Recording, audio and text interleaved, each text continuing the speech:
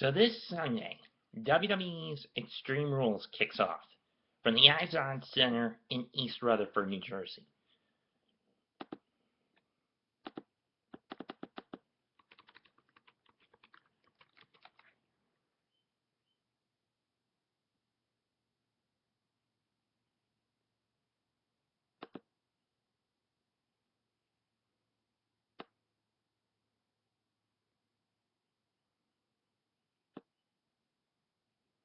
Live on pay-per-view and the WWE Network, so this might be pretty much the last one you'll get on a pay-per-view event.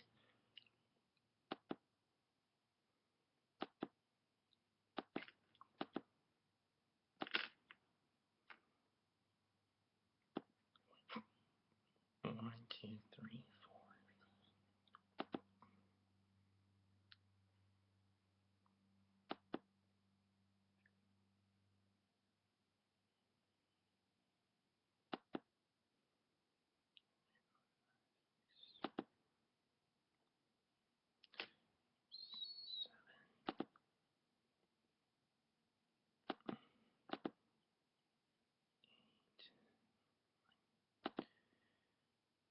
One, two,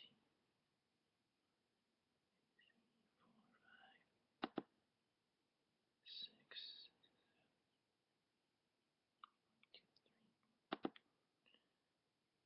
4,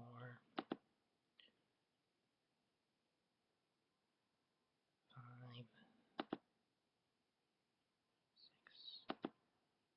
7.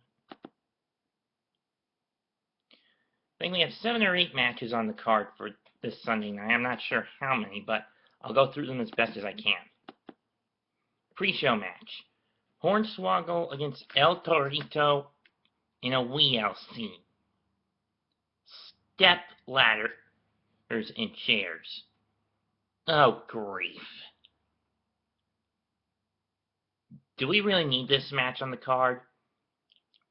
It's just going to be a load of bull crap. I don't see any point in it, other than what happened at the Hall of Fame ceremonies last month. That being said, I don't care who wins this match, because I'm not interested in it. But if I had to pick, Fear the Bull. Torito wins.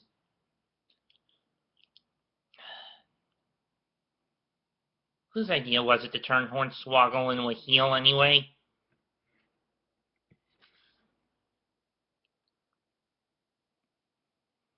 Next, Xavier Woods and R-Truth in a handicap match against the Bulgarian Brute, Alexander Rusev. Again, not needed on this card. 2 words will tell you who's coming out on top in my book. Rusev, crush! The Bulgarian Brutes beat these 2 individually. I don't think even if they ganged up on them, it's going to matter that much.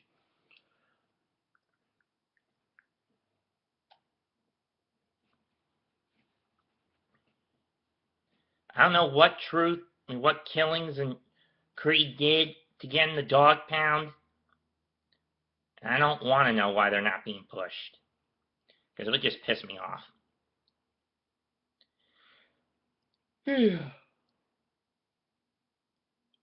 Next up, Intercontinental title match. Big E to defend against Bad News Barrett.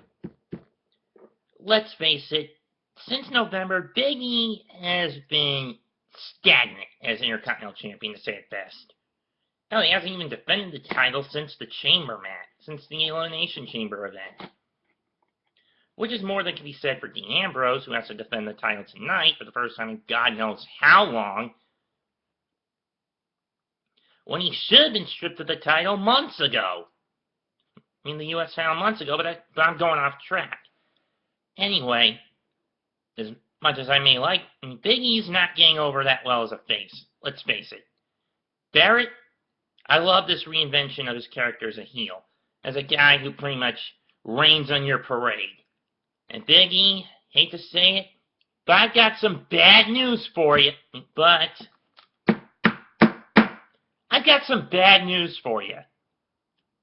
I'm taking Bad News Barrett to walk out of the Izod, the Intercontinental Champion, for a fourth time. For the fourth time.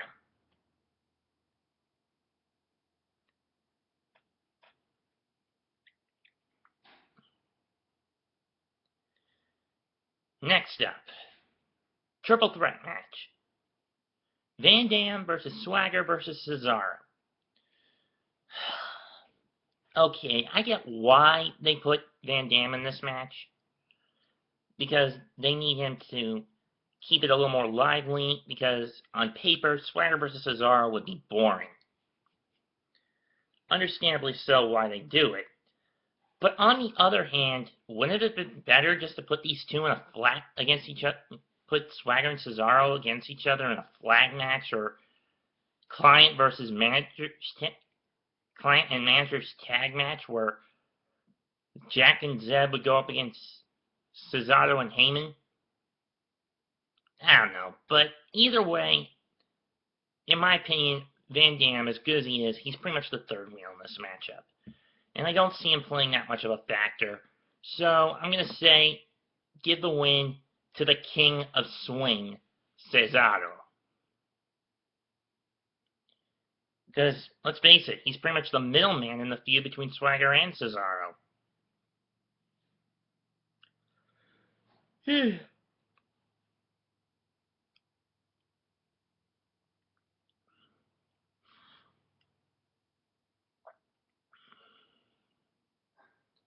And Heyman may have solidified his claim as the greatest manager of all time after, in a shocker, at WrestleMania, Lesnar conquered the streak.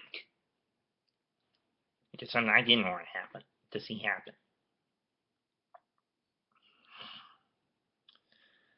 Steel cage match, John Cena versus Bray Wyatt.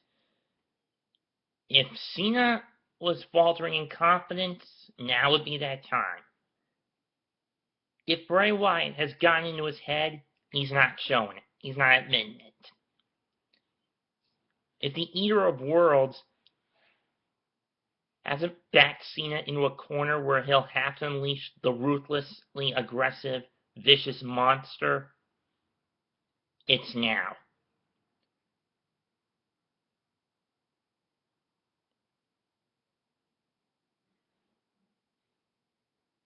Wyatt is licking his chops to see that happen.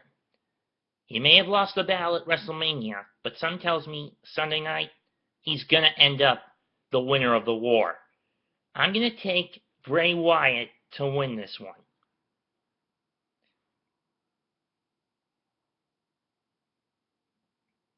Though, to be fair, John Cena's never lost at an Extreme Rules event. To the best of my knowledge. Let's see. 2007, beat Khali in the last man standing match. Don't know what he did in 08. Beat the Miz in an I Quit match, I think. Or whatever it was, I don't remember. It was a big show he was facing that night. Beat Batista, last man standing. Beat Morrison, Miz in a steel cage. Beat Brock Lesnar in an Extreme Rules match. Fought Ryback to a draw last year in a last man standing match.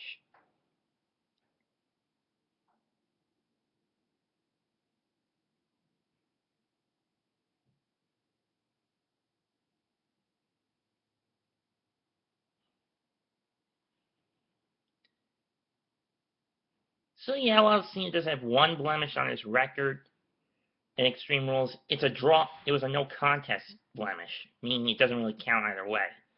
But with that said, Wyatt wins. Follow the buzzards, as much as I don't want to say that.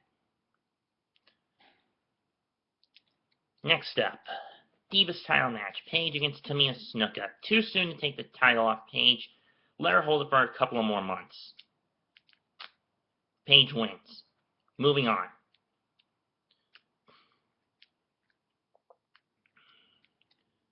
WWE title Extreme Rules match. Daniel Bryan, the new champion, against Kane. The Devil's Demon Kane, not Corporate Kane. Oh boy. Something tells me that in her desperate attempt to make Daniel Bryan submit to the Authority, Stephanie McMahon has opened Pandora's box by letting Kane unleash the demon again, so to speak. And what is this frightening fetish Kane has for Daniel's wife, Brie Bella Bryan? Or it should be Brie Bella Danielson, but whatever. And Daniel's got a lot on his mind. Recently getting married to Brie after capturing the WWE title, and then losing his father, all within a few weeks' time span. Daniel will have to channel his emotion to fight his way through hell and back just to get the win and to keep that title. And he will do it. And the yes run will continue. Yes. Yes. Yes. Yes. Yes. Yes. Daniel Bryan to win. Finally, and what I believe will be the main event match of the night, the Evolution, Batista, Orton, and Triple H versus The Shield, Reigns, Rollins, Ambrose. Okay. On paper, you would expect Triple H, since Stephanie's the head of the writing team, to pen in that The Shield will lose. But Triple H is good at getting talent over in matches where he's willing to lose. But with Batista and Orton's egos, as well as his own ego, I'm not sure if that's going to happen.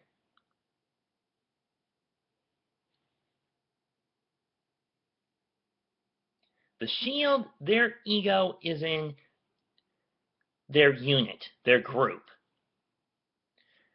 You have Rollins, the mediator, peacekeeper, architect, and mechanic, a master of any and all styles that you can come at. Aerial, ground, martial arts. Wherever you throw it him, he can throw it right back. Dean Ambrose, the lunatic fringe, the twitchy insaniac, who I swear needs to take an elephant trank before he hits the sack. And finally, Roman Reigns, the juggernaut, the powerhouse, the heavy artillery, the big gun. And with a Superman punch that can KO anybody, even though technically it's a forearm. But whatever.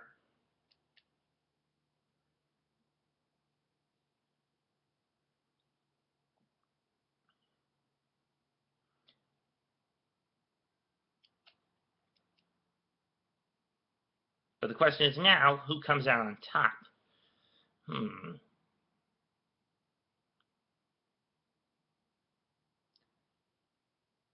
I'm going to say The Shield to win this matchup. That's all I got. I'm out here. God bless. Peace.